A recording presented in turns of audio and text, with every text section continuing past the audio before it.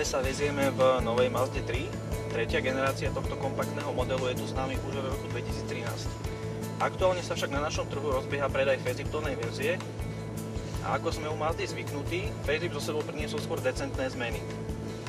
Jemné zmeny exteriéru zaznamenala vlastne predná časť, kde je nová predná maska, prepracovaný nárazník. V podobnom duchu sú decentné zmeny aj v zadnej časti vozidla, kde dostali svetla, novú grafiku a tak podobne. V interiéri nachádzame nové obkladové materiály, ktoré pôsobia o niečo hodnotnejšie a prémiovejšie, ako tomu bolo v minulosti. Mazda ale pri facelifte najviac vsádza na nové technológie. Dieselové motory sú vraj o niečo kultivovanejšie a tichšie, ako tomu bolo v minulosti. Ja to však neviem posúdiť, pretože aktuálne testujeme benzínovú verziu s najsilnejším motorom o výkone 165 koní.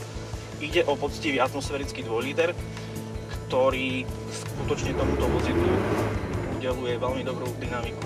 Toto auto reaguje úplne veľmi dobre, odstupňovanie manuálnej prevodovky je úplne ideálne, čiže je to naozaj taký ten športový pocit, radosť jazdy a jednoducho toto musí človek zažiť, aby to pochopil. A ak si chce niekto novú Mazdu vyskúšať, môže navštíviť svojho žilinského dílera Lotteria Motor na Predmestskej ulici v Žiline.